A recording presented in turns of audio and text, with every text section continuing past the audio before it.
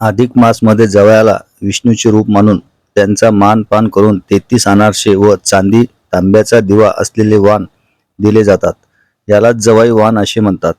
भारतीय संस्कृतीतील अधिक मासाला अधिक महत्त्व असलेले अधिक मास हा सण जवाई व बहिणीला सोबत घेऊन साजरा करण्यात येते.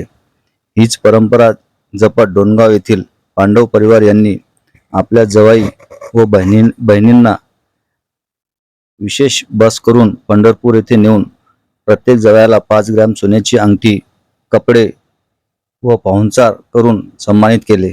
आजच्या आधुनिक काळामध्ये कोणीही आपल्या नातेवाईकांना फोनद्वारा विचारतात कसे आहात म्हणून, परंतु डोणगाव येथील पांडव परिवार यांनी आजच्या आधुनिक काळात रवी पांडव यांची आई शांताबाई पांडव यांच्या इच्छेनुसार रवी पांडव व त्यांच्या पत्नी डोणगावचे माजी सरपंच रेखाताई पांडव यांनी परंपरा राखून नात्याला एक वेगळे जिवंतपण दिले.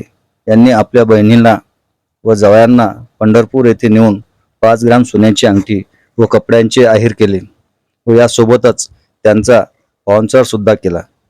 आजच्या आधुनिक काळामध्ये सगळे परंपरा जपणारे हे पांडव परिवार यांची डोणगाव परिसरामध्ये आदरयुक्त चर्चा होत आहे.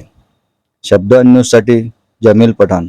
यावेळी पांडव परिवार यांचे जवाई याबद्दल काय म्हटले हे आपण ऐकू शकता. पांडवचा 2 नंबर